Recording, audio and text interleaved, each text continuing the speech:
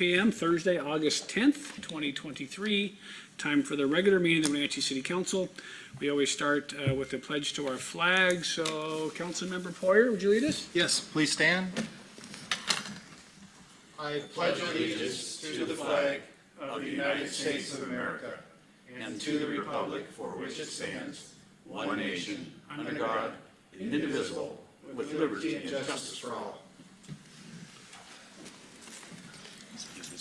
Yep. Thank you, Mayor. That's an honor. You're welcome. And for roll call this evening, we have 5 council members present. I know Councilmember Harold, I believe, is out, and Councilmember Cuevas. Are either one of them on the phone? Neither one of them. All right. So we have 5 folks with us today, which constitutes a quorum. Citizen comment. So the first item on our agenda tonight is citizen comment. This would be anybody from the audience who come up and address the city council on anything that's on tonight's agenda or not on tonight's agenda. We do have one public hearing item, so if you're here to comment regarding the Community Development Block Grant Annual Action Plan, then we would ask that you hold your comments till then. If you'd like to talk about any other of the action items on our agenda tonight, or just something for the good of the order, please feel free to come up. We'll give you 3 minutes and ask for your name and address. Anybody wish to come up? Come on up. Hi. My name's Becky French, and I reside at 1913 3rd Street Southeast, East Wenatchee. I'm here to represent Simply Unique, which is a retail store on South Wenatchee Avenue. And we wanted to address some issues and some possible alternatives for the Corvette show that was held in July. Simply Unique has been a part of downtown for 12 years almost. We rely on Fridays, Saturdays, and Sundays for our main income. And we also lease out 25 individual spaces to other vendors so they can sell their wares. So any event that happens on the avenue affects Simply Unique and our vendors inside. As much as we know, this is a fun event for the participants. It's greatly affecting our business. This is the second year this has happened since I've been here anyway. By closing the avenue, our customers have made comments that they can't get into the store, the handicap parking is closed, and we experience a significant impact on our volume of business, the individual vendors, and traffic. The participants are using our restrooms, requiring more of our staff to be on hand, more cleanup, and another expense for that day. Contrary to popular belief, the participants do not purchase items from our store that was first suggested to us when they came up to let us know that the event was going to take place. The participants also take up most of the sidewalk and utilize our outdoor decor to hold their personal items. I understand that this venue has been asked to leave a couple of other locations. I don't have the specifics at this time, but hopefully that will open up conversations so we can come up with some other plans. I also understand there was a lot less participation in the show this year, approximately 25 less cars. And so I'm wondering if that information had been available sooner, maybe we could have moved the event further north and allow our store to be open that day. The heat for the past 2 years has definitely been a factor, kind of goes without saying around here, but it was affecting the participants and they were talking to us about it as well. They were curious why it wasn't being held either by the river or in a park or someplace else cooler. I haven't talked to the Corvette Club, so I don't have any feedback from them yet. They did indeed close the show early due to the heat. Again, hopefully we can open up more conversation about that. With all of that said, some suggestions might be to either move the entire show somewhere else, more conducive to being in the sun all day, or have the show on a Sunday. I checked with a couple cities on the west side. They do it on Sunday because the stores are open less hours and it had less financial impact. Or move the event further north on the avenue so we could stay open. I say that only because I don't know the input from the other retailers at this time. Also, I noticed none of the large sponsors are a business on the avenue, so it's not affecting their business. It's just affecting the small business people. So maybe we could have the event in one of their parking lots. those are my ideas. Anyway, Thank you, for Becky. your So on the time. bathrooms, I think we asked them to put out more porta potties They this year. did. Okay. And they still did not use them. So Okay. in fact, So they put out more porta potties and decided to use the businesses' bathrooms and not the Yeah. porta potties. yeah, Okay. it wasn't a huge deal, but we have to get No, away it's from still- what we're it's- doing. yeah. Yeah. All right, thank you. Thank you. Anybody else wish to address the council on, yes, ma'am, come on up.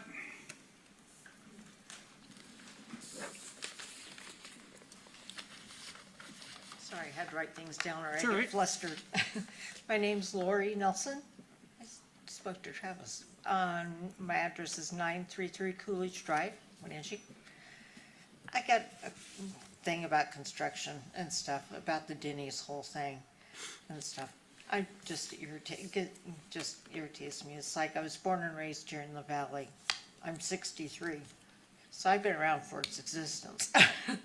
But anyway, I've been told that they found out they were going to be demolished by someone who came in the store, not sure, the restaurant or whatever, but the thing is that this business has been around here forever and stuff. It's established, it brings in profits for the city. I went there growing up. I've gone there when I was a nurse after hours, getting off at Central Washington back then and stuff. We go down there to unwind and stuff. And, it's a staple. I know they mentioned the fact of maybe just taking pictures, documenting and stuff. It's like, to me, that's just an scapegoat as to try and, brush it and stuff. And I don't like it. If they need to do something and then they want that property, relocate it. Valley North Mall, not far away.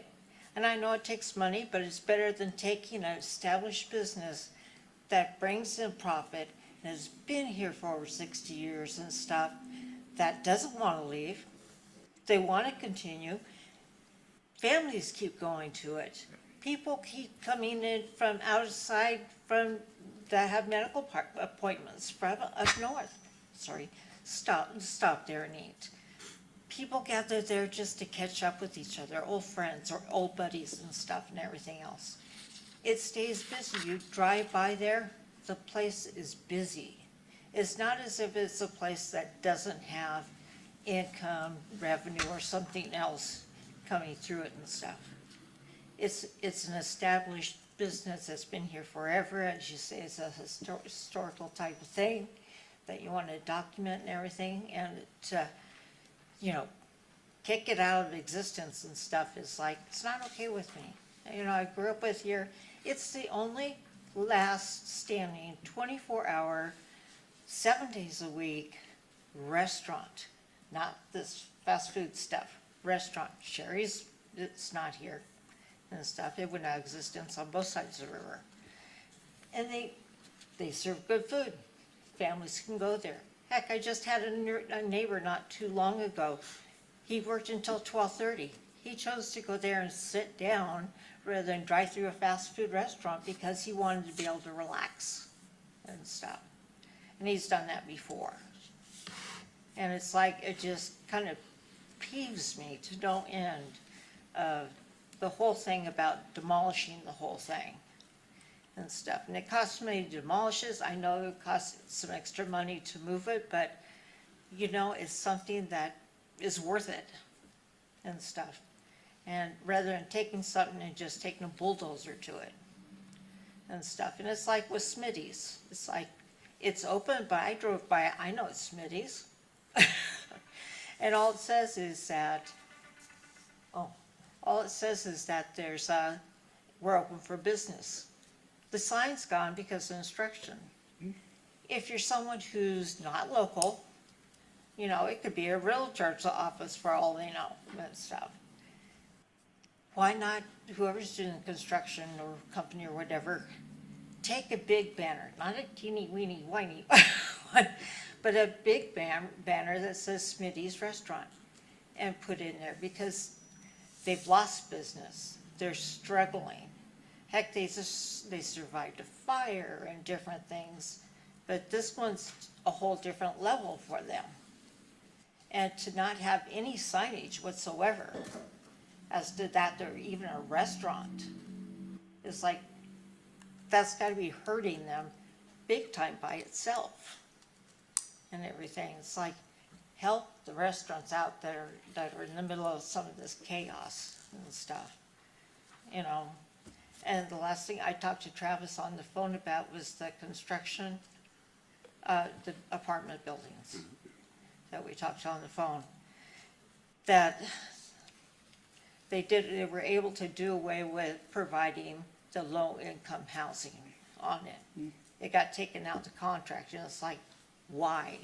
It's like, there's a reason it was there. I know it cost them more money to build it, but there's plenty of people that go over budget and stuff. It's taken away from the community for the whole purpose that was put there. There's families that are struggling left and right to barely make it. And it's like, there's not a surplus of apartments for people that can't make it. There's people on the streets because they can't make it and stuff. Of course, there's ones that just want to be there. But Okay, time to wrap up. We've sort of Okay, gone through your 3 anyway. minutes, so. is there any way to backtrack on that thing to make, So you and I can talk offline. I can't talk in a Okay. public meeting, but there, you know, there's a lot to all of those things you talked about that are Yeah. moderately complicated that perhaps offline we can sit down and chat. okay, Perfect. All right, Thanks. thanks, Lori. Anybody else for the rest of the council? Yeah, Jack?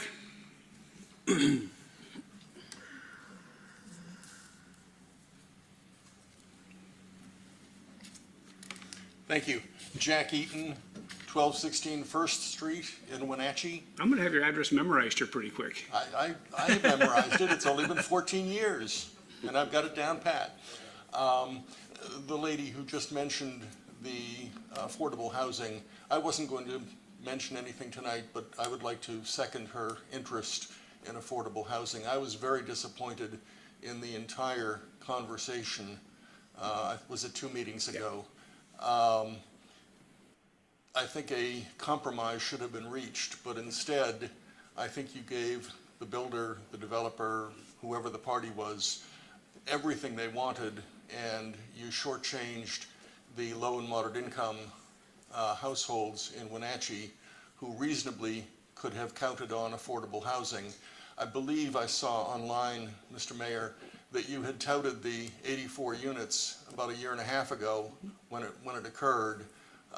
So your support at that time, and you're pointing out that it was a great benefit to Wenatchee, I think was right on point. I would have greatly preferred further discussion or tabling of the issue until further evaluation of the economics could be considered. That didn't happen. I think there were 2 or 3 of you members who had a few questions, but they were pretty easy questions or pretty soft. I think you have shortchanged the low and moderate income households in Wenatchee, and I think you should have done better. I think you should have reached a compromise. If your procedures allow for reconsideration, I would urge you to reconsider that entire issue. If you cannot reconsider, that's a shame. Thank you all for your time. I So appreciate it. I'm gonna make one comment. Jackie, you can sit down to both sort of you and Jill, and the city attorney will probably advise me different, but you both know in order to have in contract law, you gotta have 2 parties have to agree to something, right? So you go get a car loan, you agree to buy the car, I'm gonna put so much down, bank's gonna loan you, you sign papers, everyone agrees. In this instance, they applied for a 12-year. We accepted it and signed the contract. They never signed the contract. So we never had a deal with the developer. So they never got to the point where we had a binding contract with them. So they came back and said, we're not gonna do it. So there was never gonna be any low-income housing either way, because they never signed the agreement. So the only issue we had left was, do you just let it go? Or do you provide them with the 8-year? Those are the only 2 choices that we really had at that point, because we never had a deal with them. Other than, we signed it, they didn't. Yeah, go ahead.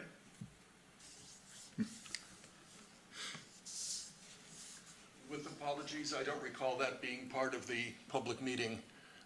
Yeah, I mean, we don't get into contract law at public meetings, I right? That's- understand. Yeah, not something that we get in the but- middle of, yeah. You know, certainly the city's attorney reviewed the document, certainly Yeah. the developer's attorney Yeah. reviewed the document, Not, absolutely, yep. and I'm just totally, You and I both wish that they would have signed it and we would have had the low-income housing there, right? We both agree that that's what we would have wanted. and again, I don't think that was mentioned Yeah. 2 weeks ago in the meeting. Yeah. That would have been an important element in Yeah. consideration. I don't know whether the rest of the council was aware of that particular detail, but again, it wasn't mentioned, and from a public perception point of view, Yeah, that's a shame. yeah. All right, thanks, Jack. Thank you. Yep. Anybody else wish to address the council on something that's on tonight's agenda or something that's not? Seeing no other takers, we'll move on to our action items. Actually, a presentation. The first is regarding bird scooters. Do we have the bird scooter folks on with us? We need to do the consent. Hi, yes, this is Excuse me. Julianne Roller from Bird. Hi, Ann, I'm sorry, I gotta do the consent items first. I missed the little part where we have to adopt tonight's consent agenda, so if you hold for just a minute. All right, our first item on the agenda that I missed was the consent items, which includes adoption of today's agenda, vouchers, and the minutes from our previous meetings, and the work performed by KRCI on the Lincoln Park renovation project. Your Honor, I make a motion to approve the agenda, vouchers, and minutes from previous meetings. I also make a motion for the City Council to accept the work performed by the contractor KRCI LLC on the Lincoln Park renovation project and to authorize the mayor to sign the final contract voucher. Second. Motion by Councilmember Huffaker, second by Councilmember Kulas, to approve this evening's consent items, including the agenda, vouchers, and the minutes from the previous meetings, and to accept the work performed by contractor KRCI LLC on the Lincoln Park renovation project, and to authorize the mayor to sign the final contract voucher. Any discussion? Hearing none. All those in favor say aye. Aye. Opposed? Motion carries. All right, now, next on our agenda is a presentation from Bird Scooters, and we have Jill with us. Yes, it's Julianne, Julianne. Julianne Roller. I'm on the government partnerships team here at Bird. Happy to give you all an update today on what's been going on in our operations there in terms of our fleet of scooters. Just to give an update, I know my colleague Max has previously spoken to you all a month back regarding the operations there, and there had been some frustrations with the current state of the vehicle or of the vehicles and the availability of the vehicles here. And we have been working to address this issue since then.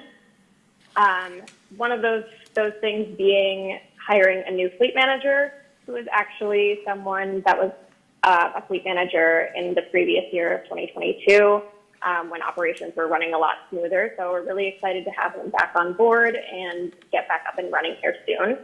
What's happened in the meantime is we've transferred that fleet of scooters over to this new fleet manager.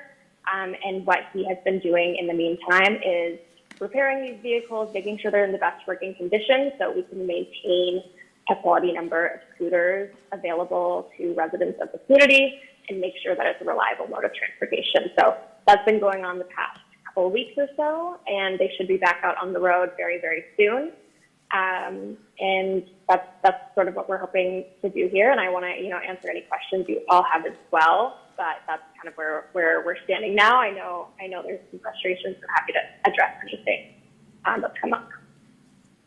So, a couple questions. How many scooters, and the black ones or the green ones? Yes, so it will continue to be the black scooters for now. I don't have the exact number of scooters top of mind.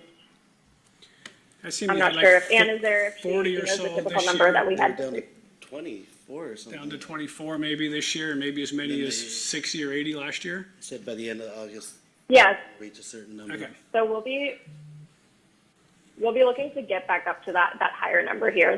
The lower deployment isn't something we're typically seeing as the standard and not what we want to set as a standard, which is why we have moved to a new fleet manager. So it will be those vehicles that you were seeing earlier this summer and deployed at a higher rate, which is why we're really focusing on making sure those vehicles are in their best condition so they can be deployed. Council members, questions for our friends at Bird Scooter. Councilmember Hornby here. I have a question about what the date soon means. Is that 2 weeks from now? 5 months Yes, from that's now? a great question. Okay. It's within weeks. So I think the next 2 weeks or so. I apologize as I don't have a clear answer, as my colleague that works directly with our fleet manager has been out of the office this week, so I can get an answer to you all on Monday, if you wouldn't mind me sharing that with Anna, and then she can share that with you if that's okay. But it should be in the next week or two. Okay. This is Councilmember Rajnastian.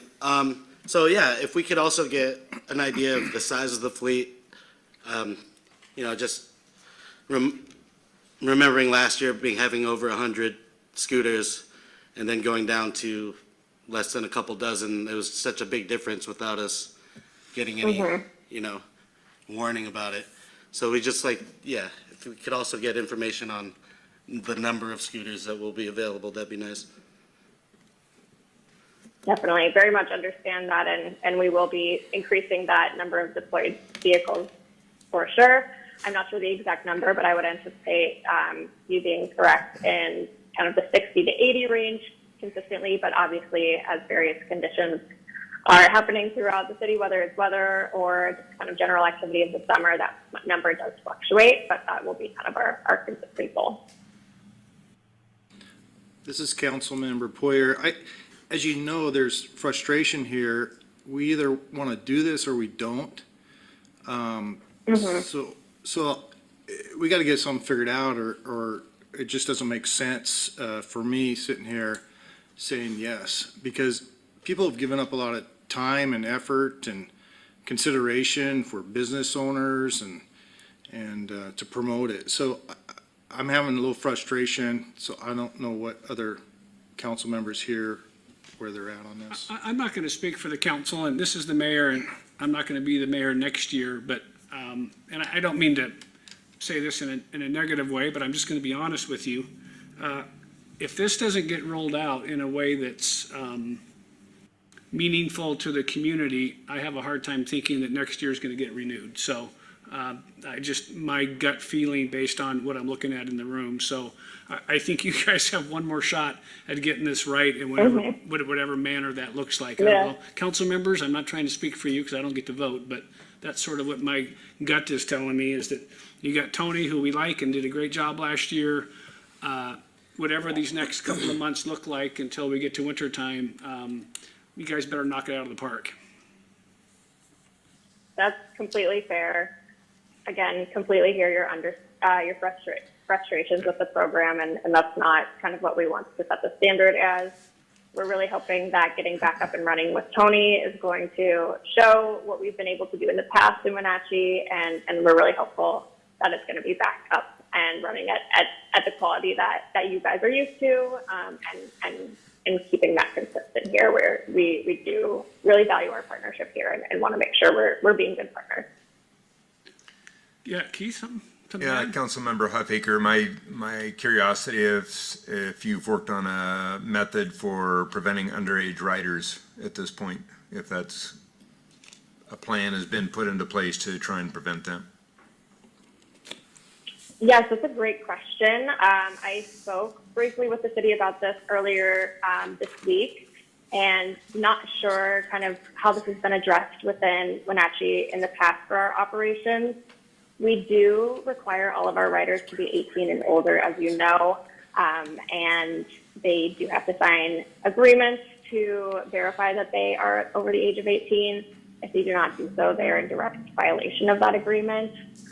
That said, there are instances where this occasionally does happen. We do our best to prevent this. Again, with just kind of the educational materials that we have in place is our number one resource here. But curious to hear the scope of this problem so I can best come up with a solution here. I am newer to managing Wenatchee. I just took it over from Max for the past few weeks. So I apologize if that's kind of what's been fed to you already, but happy to kind of work closer on this issue specifically for the city once I understand the broader scope. All right, anything else for Julianne, or should we sort of move on? I think you've got, again, I think speaking for the council and our citizens here, I wish you the best of luck in knocking this out of the park, and hopefully we get the same service and scooter numbers and quality that we got last year, because we think it works good for both parties. And so we look forward to, no reason to come back in another month or so, but as we get closer to the fall and winter time and start about renewing next year, that'll be probably the next time we have a discussion. Absolutely. Appreciate the opportunity to speak with you all today and continue our operations for the rest of the year. And feel free to reach out to me if anything comes up in the meantime. Thank you so much. All right, thanks, Julianne. All right. Action items. You have 3 action items. The first, I think we're trying to connect. I've got Laura's email here in front of me, which is good. It's not mine. I don't know. I don't think so, no. Someone's email. Oh, okay. So I'll sort of, if you can all hear me, the first item is regarding a real estate purchase and sale agreement with the City of Wenatchee and the Dime Food Group for the City of Wenatchee's old fire station, which is directly across the street from City Hall. So I will turn it over to Laura, and I think we have some of the representatives from the Dime Group that are either on via some sort of computer system that I'm not aware of. So Laura, it's all yours. Yes. Good evening, Council. Laura Gloria, Executive Services Director. That item before you is the purchase and sale agreement for the former fire station. Next slide, please, Tammy. And yes, as the mayor mentioned, we do have the Dime Food Group on the line. I'll have them introduce themselves here in a sec. I'm going to go through kind of a history of the process, the purchase and sale agreement, and then they'll walk a little bit more about the concept and kind of their background and experience. So the fire station used to house our former fire department. That was vacated in October of 2021, and then in July of 2022, the council declared that building surplus. Next slide. So right after, the month after, we listed the property for $719,000 with a local agent, and we gave 6 weeks for everyone to submit offers. So we did put a deadline on that. We didn't leave it open because we wanted to be able to consider everything at once. The property was listed on a couple of different listing services. It was, we did paid ads, social media ads, took new pictures of the building, and it wasn't just here in the local market. Cameron Clennon did a really great job of advertising it both here in Washington State as well as out in the region. So we really pushed it out there to try to get it in front of interested parties. Next slide. So we toured it, when I say we, I mean Cameron toured it roughly to 35 interested parties, received over 100 phone calls, again, locally and out of state. We did end up receiving 5 offers at various price points and then 1 additional offer at a donation request, so 6 total offers. The city council reviewed that at an executive session and a past session. And in September, so in the following month after that, we notified the Dime Food Group that their proposal for their restaurant concept was accepted, and we started negotiating the terms of the purchase and sale agreement. Next slide. So the purchase and sale agreement, what we've ended up on is a $520,000 purchase price with a $20,000 earnest deposit. The Dime Food Group will operate and construct a full-service restaurant according to the timelines, which I'll go over here in a second. The reason for the price discount is because of the cost of the building. The one picture that's on there right now is the bay. Converting it from a public use of a fire station to a completely different use requires a lot of different investment in the building. On top of that, the building is old, it is historic, and while there's some great character to that, there's also a lot of cost associated with that. Asbestos, lead, some structural retrofits. So in negotiating back and forth as to how much would be invested and how much we should consider for the condition of the building, we reduced the purchase price to $520,000. I think if you hit the next slide, it'll just go through some other pictures. So that's the upstairs. Again, it's a old historic building. This is one of the former kitchens, still some of the original flooring, original windows. So there is care that we have to take in the historic features of it, but then some of the other stuff just frankly has to be replaced. This is another one of the bays. We've been using it for storage. I think we used it for some staging when City Hall was under remodel. But again, these are just open utility spaces right now. Another very similar space. So there's a lot of work to be done to the building in order to, again, change the use and be able to get lots of people in there. The last one just shows the exterior. So right now, those bays that for the fire trucks, we have a lot of curb cuts and so driveways to go into those. So those need to be removed and replaced with just regular sidewalks, street trees. So there's lots of things that we require from the code perspective to bring the building again to the new use of a full service restaurant. So here are the timelines and deadlines.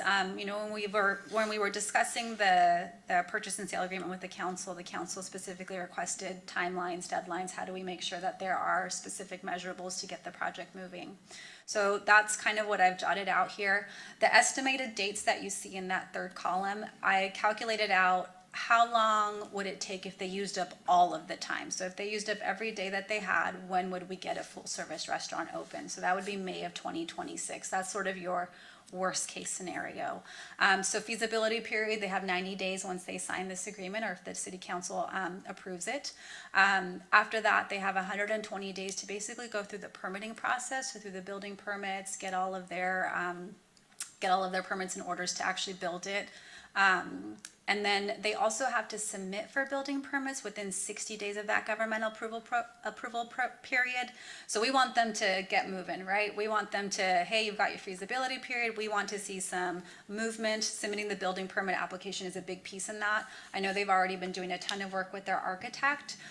So that is one of the kind of triggers of, yes, they've submitted the building permit application. That starts their governmental approval period for them to go through the process of actually getting those completed. Once the governmental approval period is done, that's when the building closes. So they will not own it until they've gone through that process. We anticipate that closing date will be sometime in early next year. Once it's closed, we require them to start construction within 12 months of that date, and then to open the restaurant with all of the necessary operational permits like a license, a business license, their health department permits, so on and so forth, within 24 months of that date. So those are all of the different milestones that are in the agreement, and again, those are the estimated dates. Next slide. The city does have the option to repurchase it if the Dime Food Group does not meet one of either of these two actions, and those two are the critical ones, which are commence construction and finish the restaurant and open it as well. So we have the ability to do that at that point in time. So basically, once it closes, we have the opportunity to do this if for some reason the project doesn't move forward as planned. So with that, those are all of the kind of key terms of the purchase and sale agreement. So I will go ahead and pass it over to David, Kate, and Ian, who I believe are all on the line. We're going to do a quick switch out of the PowerPoint here because they have some visuals that they'd like to show you. So give us just a second to do that. I think you have to stop sharing.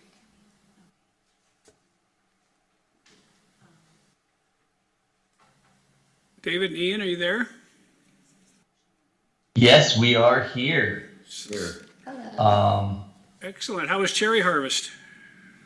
You know, the cherries were absolutely beautiful. The prices were terrible.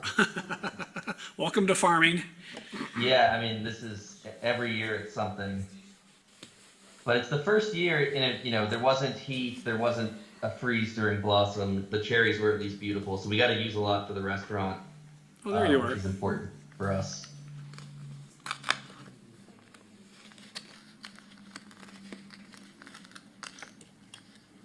Okay, so I've shared my screen. Yep, we can see everything.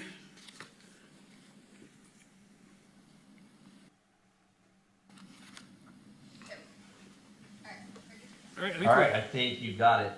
Well, look, thanks for the introduction, Laura, and for going through the contract. Thank you, Mayor Kuntz, and the council for getting us on the agenda today. We're sorry that none of us could be there in person. It just didn't work out, but we did want to be available just to talk at a very high level about the project. And if you have questions, we're here to answer them.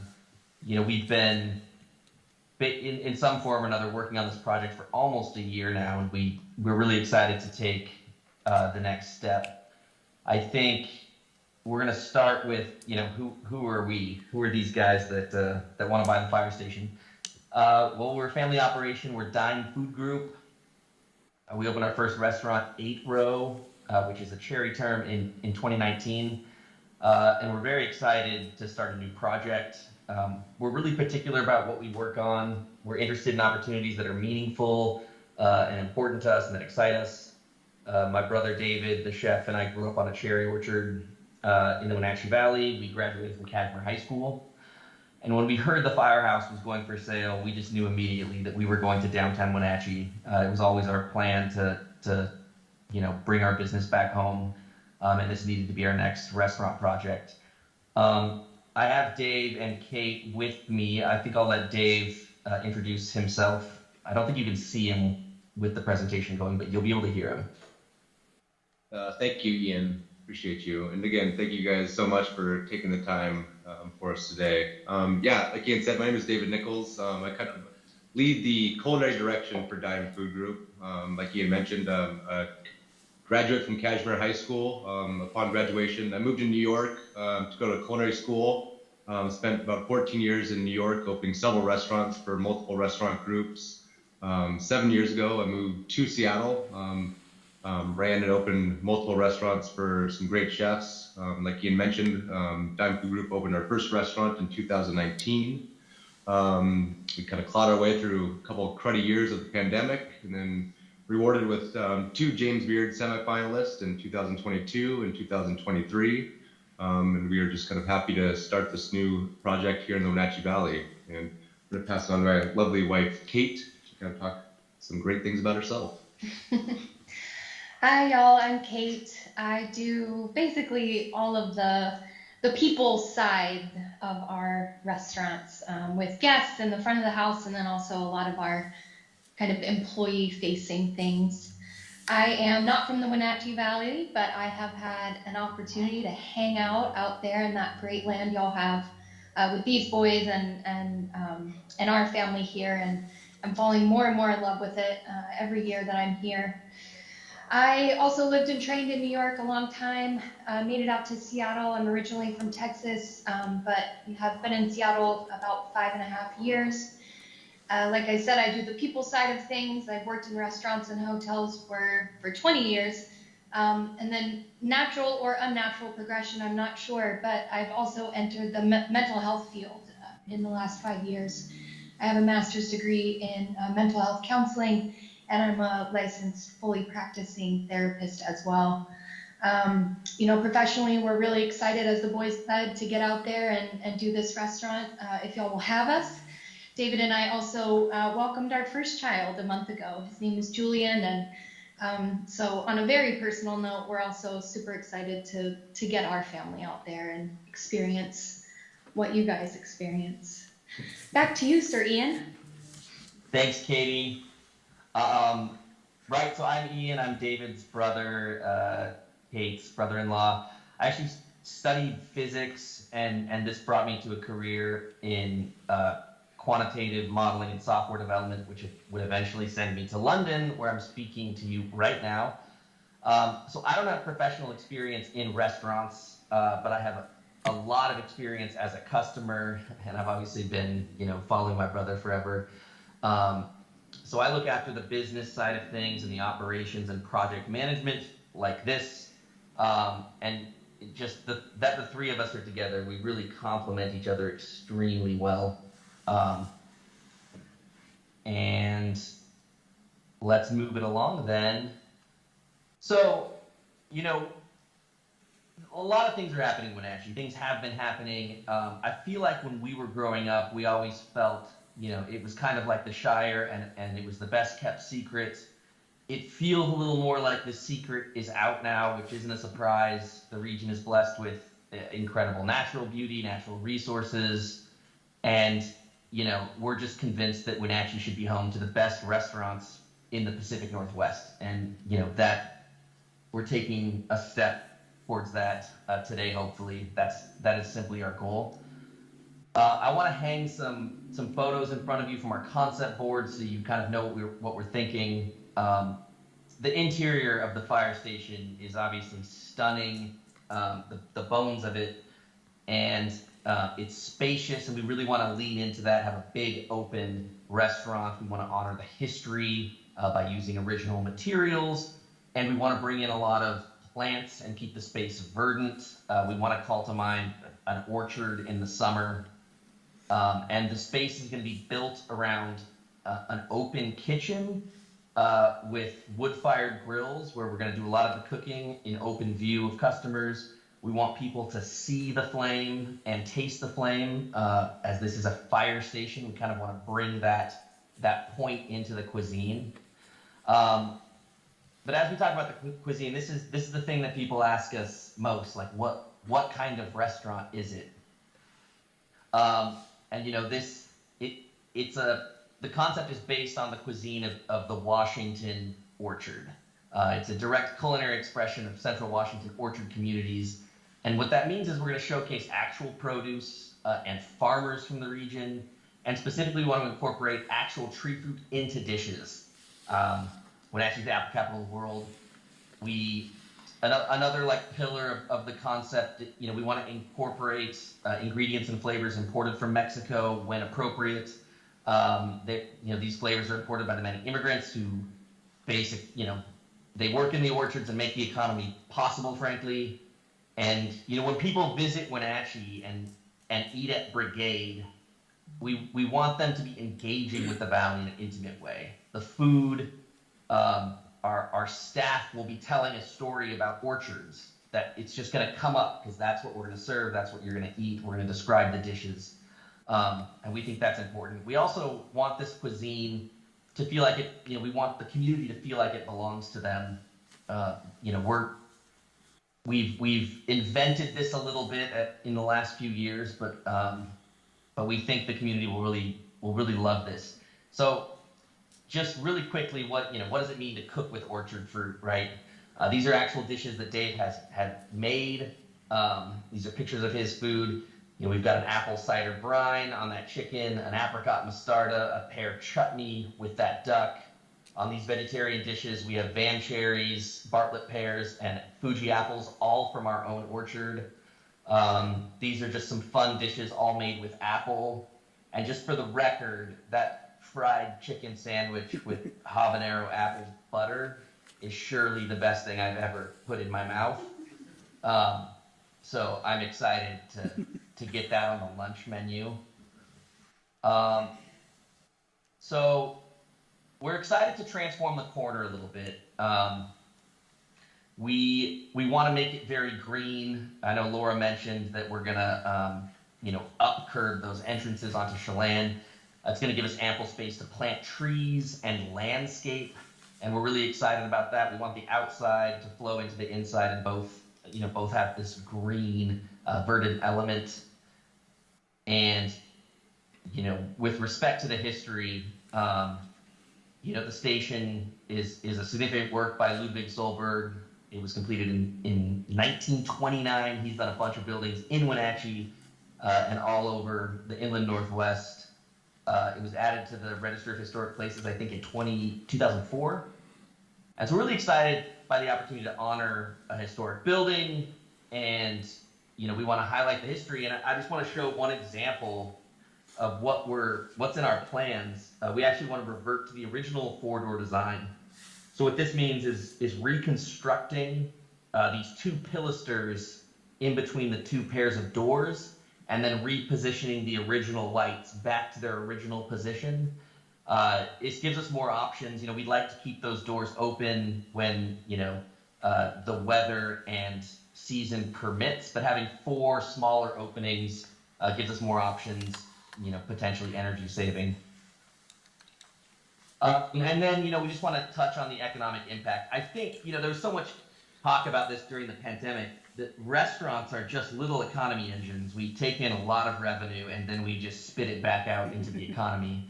But I want to highlight, our opening budget has $1.2 million of annual payroll in it, a little over that, and we hope and expect that to rise as we sort of expand our business opportunities a little bit. So I just want to point that out. Obviously right now the station isn't doing much.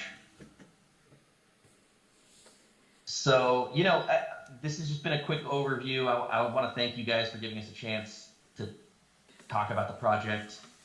I guess I'll turn it back over to you guys in Wenatchee. Thanks, If you have Ian. questions, we're here. Yeah, thanks, Ian and David and Kate, for the presentation and sort of showing us your passion for the building. Council members, have any questions for anybody from the Dime Group or for Laura before we have an internal discussion? I noticed the numbers on our packet are different than the ones that were presented for the flow. Yeah, it's a bit dynamic. They have changed since we sent that original presentation over. Specifically, the cost. I guess I'm not sure what version you're looking at, but if it's the one I think it is, the cost has certainly gone up. Oh, no, I actually think the ones you presented, I was going to ask questions about the one I got in my package, but the ones you presented seemed Seemed like there was $1.5 million more cost in the one in the Yeah. packet than the one that we got. No, just looking Yeah. at that green number Yeah. makes me, okay. That's cool. Yeah. Either way, It's I think we're excited for the possibilities of turning that fire station into something really cool. We are definitely very excited about it. This could be an epic project if we push this through. So council members, any questions? Anyone want to make a motion before we have discussion? What's your thoughts? Well, Your Honor, I'd make a motion for the city council to approve the real estate purchase and sale agreement with the Dime Food Group LLC for the former fire station building located at 136 South Chelan Avenue in the amount of $520,000 and authorize the mayor's signature. I'll second. We have a motion and a second. Any discussion? I'll say one thing, just as we don't sell a lot of property, but I think we take our time to make sure we sell it to the right people. It doesn't necessarily always mean the highest price. So for instance, when we sold the property next to the Pybus Market to the what is now the Hilton Hotel, we had offers for more money than the Hilton was willing to pay us. But we really wanted the Hilton Hotel to be there as a complement to the Pybus Market, as a complement to the convention center, because it's right next to the walkway. We had offers from the local law firm and other businesses that wanted to do that, and I think the council made the right decision, which is, no, this is really about more than just getting the most as we can for the dirt. It's about partnering with the right folks and getting the product that we want. We partnered with one of the best hotel operators in the Western United States, and we have a fantastic product. This is really no different to me. We probably could have got an extra $100,000 had we sold it to somebody else. But at the end of the day, what we want is something that's additive to our region, that brings something different and new and exciting. And I think the Nichols Brothers and the Dime Food Group, I figured out that 2 nickels makes a dime. It took me a long time to get there, but I'm a little slow. But I think this is the right horse to get on and the right opportunity for us to really make a difference in our downtown. Top spent some time with the brothers, and Top's in the business with them, but I think Top recognizes that a rising tide lifts all boats, and the more great stuff we can do in this town, the better. Yeah. I don't want to put words in No, your mouth. that's great. Just congratulations on the beautiful baby, and yeah, I'm excited to see what you can do. I think, watching the evolution of Wenatchee as long as I have, and by the way, I remember when it wasn't Denny's there. It was St. Vincent de Paul's thrift shop, okay? That's how old I am. To see this building critical mass, for years, there was just, downtown, there was just not much going on after dark. There was the Copper Kettle and the Night and Day Cafe, and that was about it. But now we're seeing this critical mass building with so much more activity going on, extending life into the downtown. It's just been wonderful to watch. Council members, anything else to add to the good of the order? All right, we have a motion, we have a second, we've had discussion. All those in favor of the motion say aye. Aye. Opposed? Motion carries. Gentlemen, Kate, congratulations. Look forward to working with you. Let's beat that May 2026 date by quite a little bit, huh? That hopefully, if everything goes well, it's going to be sooner than that, but at the latest, yes. Excellent. All right, thank you Good to guys. have you all in. Congratulations on the baby. Appreciate y'all. Yep, take care. Thank you. All right, next on our agenda is regarding an amendment with the SWAT interlocal agreement regarding the purchase of a Bearcat armored vehicle. Chief. Good evening, Mayor and City Council members. Steve Crown, your Chief of Police. The item before you is an amendment to the existing East Cascade SWAT team interlocal agreement for the purchase of a Linco Bearcat. Just so you guys get a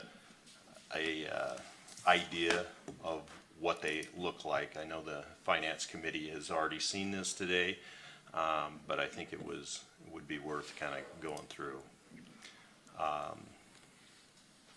Just a second here. There we go. So this is the current model that we're working with.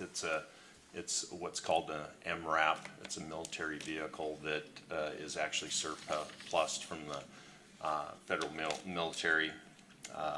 It is one of those things that you hope and pray that you get one that is really a usable platform. They have been through wars. For the last 3 years, these platforms have been in jeopardy through the federal government as well as the state of Washington as cutting off the program that actually provides these to local law enforcement, as well as public sentiment that these are way too militaristic. So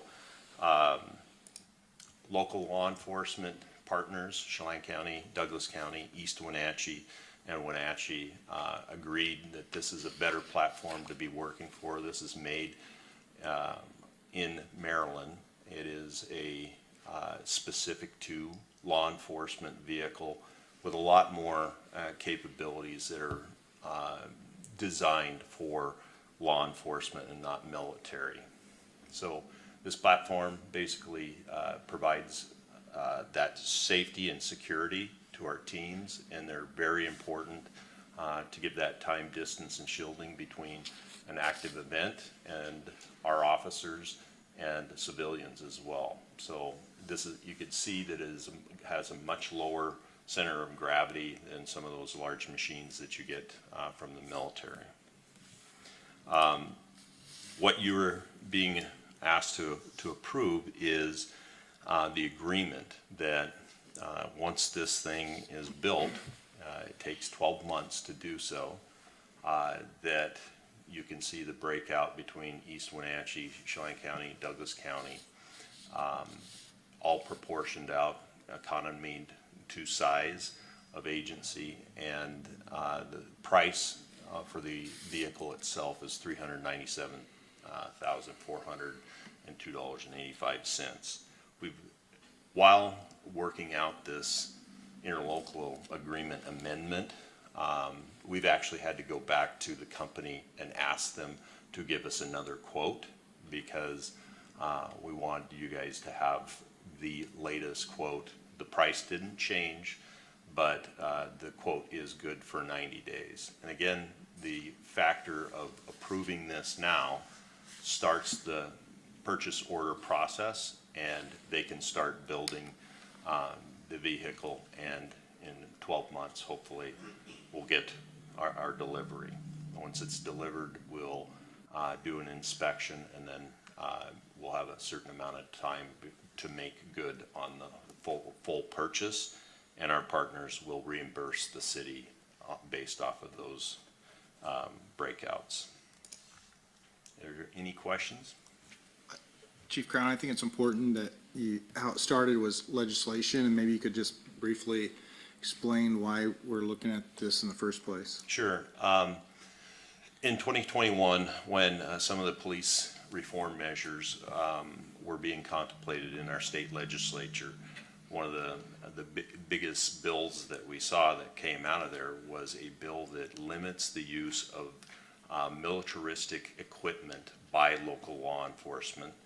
And if it hadn't been for the local team around here getting together and producing flyers for legislatures to take a look at, that oversight of recognizing how they described a military vehicle would have not allowed us to actually utilize those MRAPs.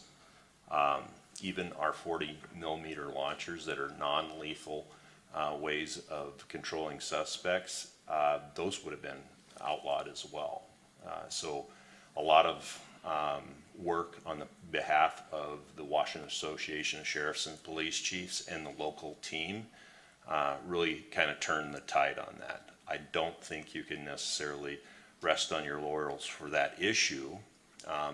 That vehicle is a far better platform, and we recognize that that is not going to fit into the definition of militarized vehicles. There was also a presidential order that was put out that required the Attorney General to actually step in and define whether or not these militaristic vehicles that were made for the military fits into the category that they were trying to attempt, again, at the federal level to not allow the use of these. Luckily, that was described properly, and they survived that round. So moving forward, I think that this has got far better capabilities in technology. It provides ample protection for our team, similar to what the military vehicles do, but certainly more in line with what local law enforcement needs. So if we approve this agreement, and the city's in for 112, Douglas County 112, Chelan County 112, and East Wenatchee 60, so we're in for our distributive share from the four partners. Right. Plus or minus, okay. Chief Crown, thank you for all that information. My question is a little bit more intense than Councilmember Poyer's. When can we get a test ride? Yeah, when it gets here in a year. Okay. In a year. I'll hold you to that, sir. Yeah, I was amazed that the price of these are not as expensive as a Vector truck. That blows my mind, but the technology is different, I guess. And we use this like 12 to 16 times a year? Yeah, we're right at about 15, an average of 15. Not every time that the SWAT gets called out do they utilize this vehicle. Sometimes the SWAT team is used for takedowns of vehicles, and certainly that's not going to keep up with might not even keep up with the moped. Yeah. So it's they're definitely a highway savvy vehicle, though. I mean, this is a far better platform. Let's say we get a call for assistance in Brewster. We can travel at highway speed with this vehicle. I can tell you, it is a ride, thinking back to my days, being in one of those MRAPs and going that distance and trying to keep up with traffic. Big difference. You're talking about a diesel power plant that lasts a long time. I mentioned this in Finance Committee that we're looking at 15 years for the effectiveness of this, and a lot of teams across the state who have a generation 1 of the same vehicle send it back for refurbishing and can get another 10 years out of them. Is pretty easy.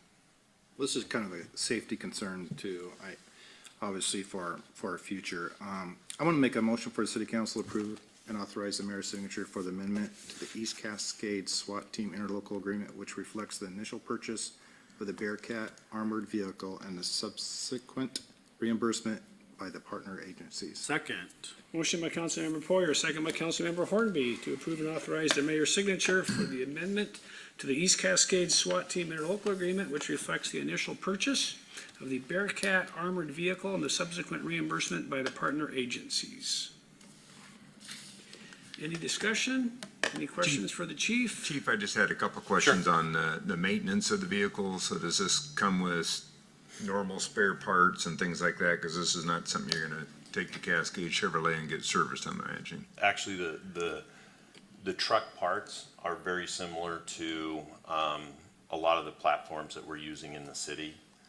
So it's the equivalent to a Ford 550, I believe. Same platform that the Vector trucks use.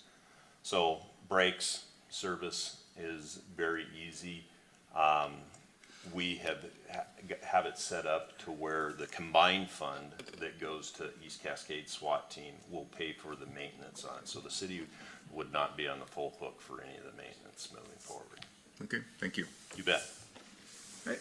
Any other questions or comments? Hearing none. All those in favor of the motion say aye. Aye. Opposed? Motion carries. Thank you. Thanks, chief.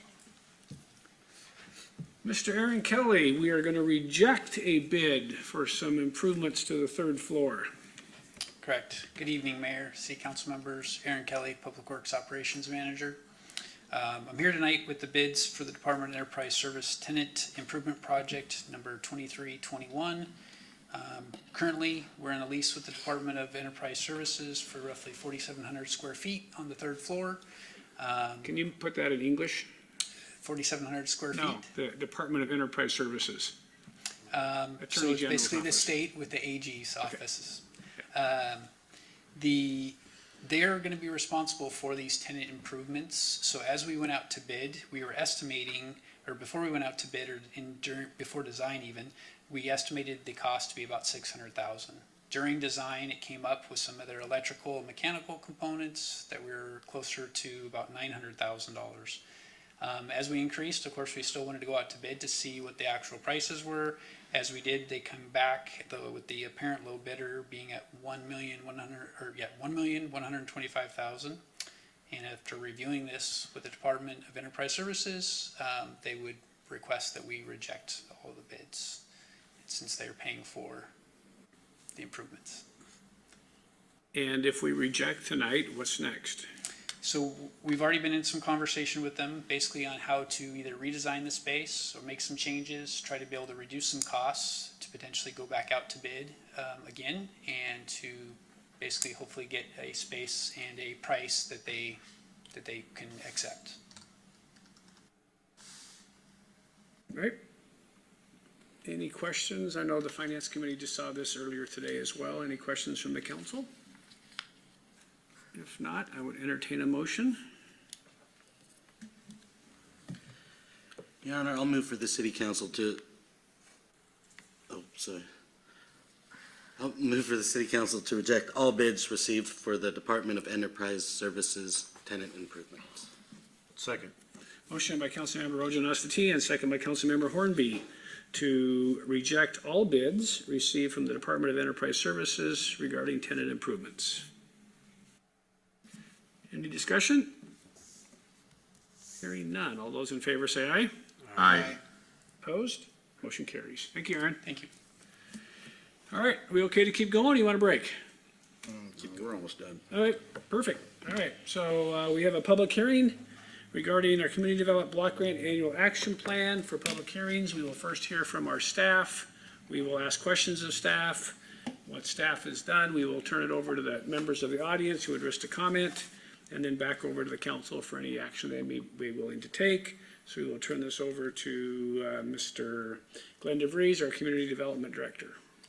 Good evening, Mr. Mayor, members of the council. Before you tonight, we have a proposed adoption of the 2023 Community Development Block Grant Annual Action Plan. We do this every year before you. City of Wenatchee is an entitlement community with the Community Development Block Grant Program through the Office of Housing and Urban and Development, a federal program.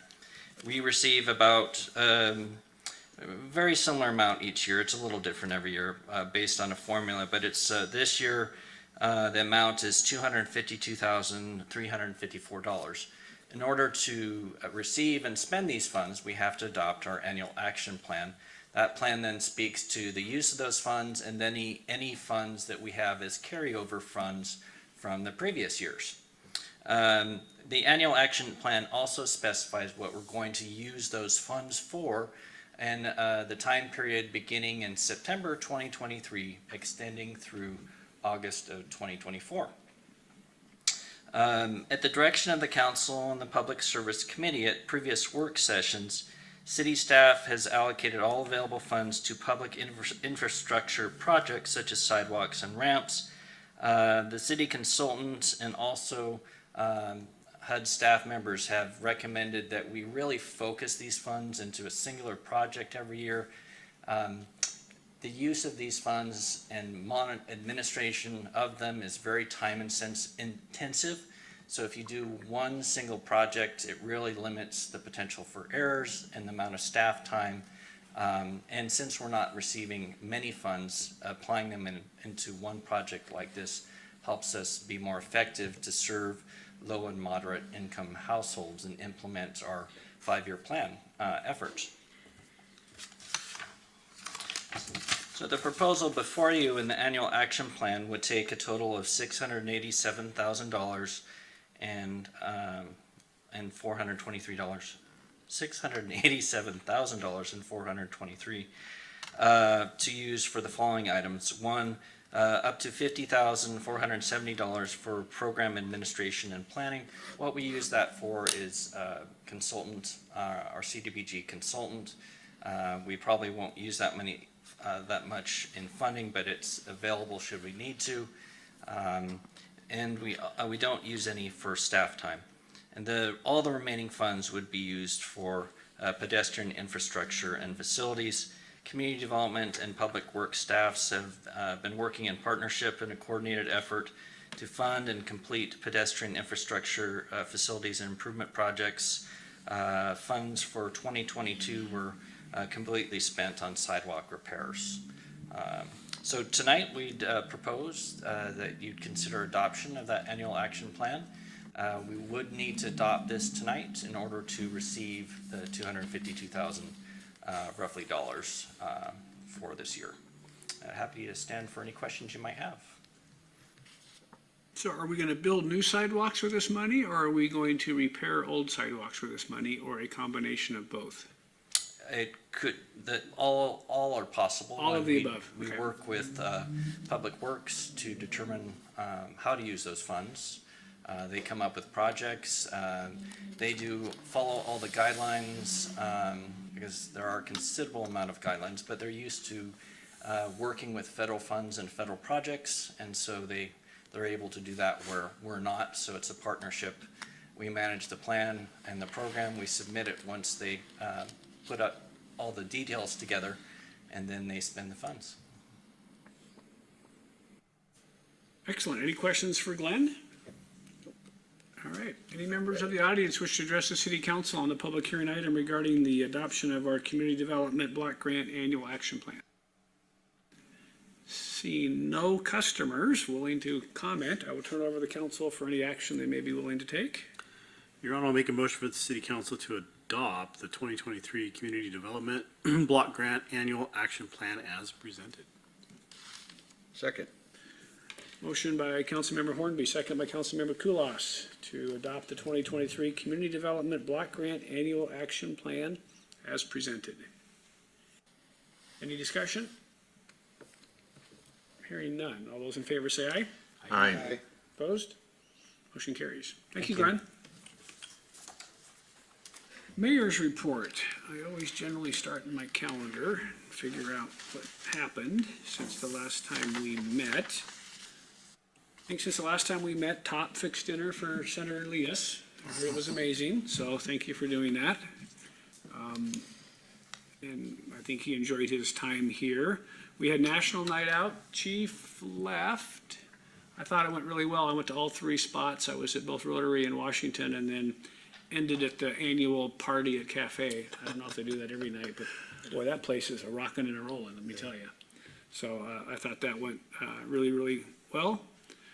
I did meet with Congresswoman Schreier and mayors from North Central Washington. We met in this Wednesday, just going over some of the national issues, mostly talking around the issues regarding fentanyl and mental health and some of those sorts of things. So it was a good meeting with her. And then I think we met with the museum, Councilmember Kulas, and then the museum executive director and others, just to talk about really two or three things. I think obviously we've committed some funding to their new building and they're moving along with that. So just sort of the timing of when that would happen, the city's commitment. And so I think Brad's got that booked into his budget. I think they're asking for, $1 million next year and $1 million after. We've committed $2 million. And Alyssa is on that and making sure that we're getting what we need for that. Secondly, there is some discussion about perhaps some changes to Centennial Park and to how that might look and operate with a new front entry to the museum facing Wenatchee Avenue and not the one-way.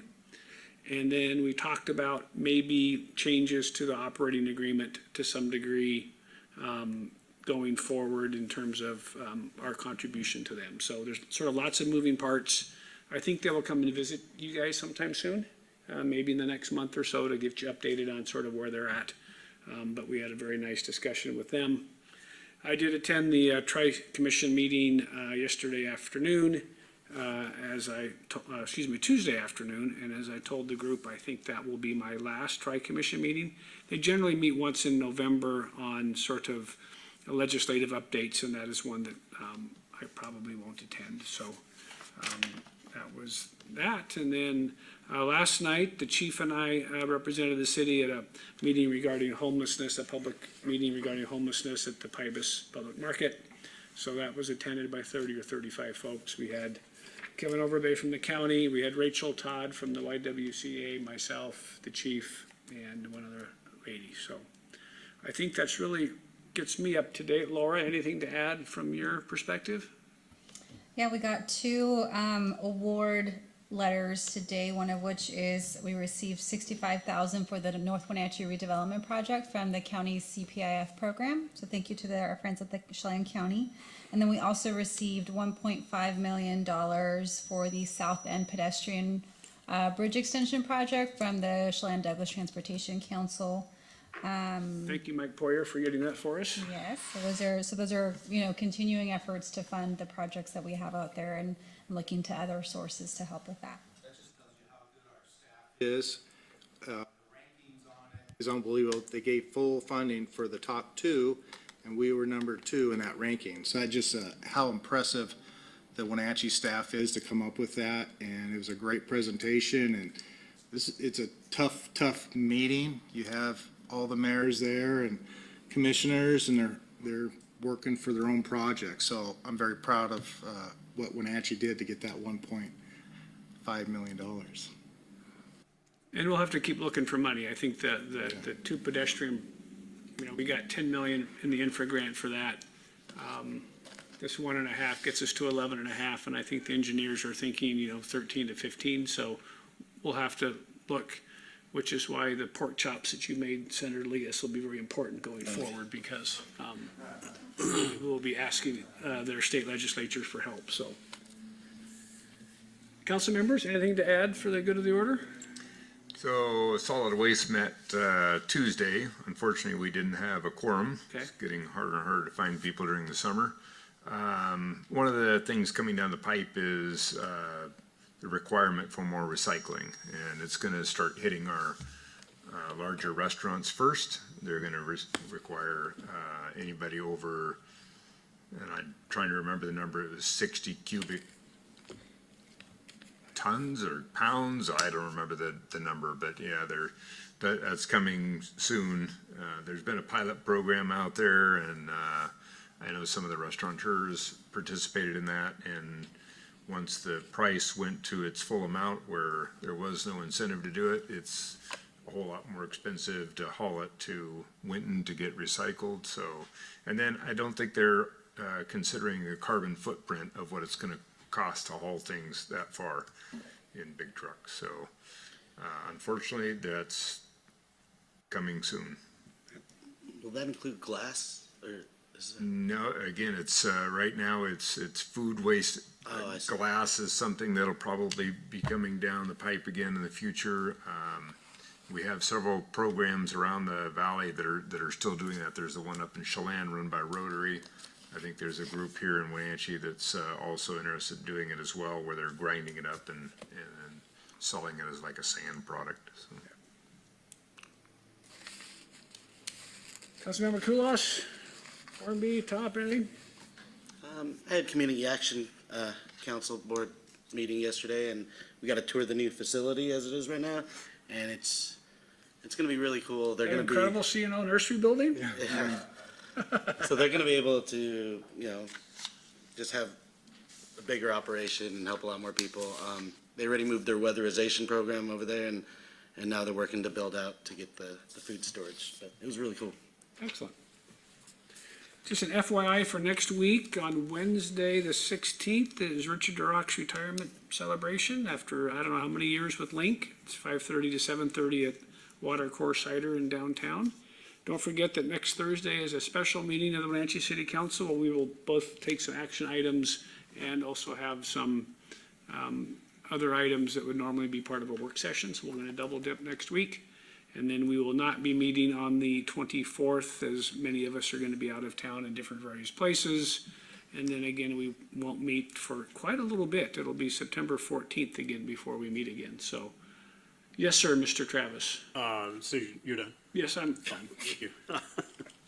So the 18th, we have a soft open for Pybus Public Market on our new parking lot, so I'll come invited to that.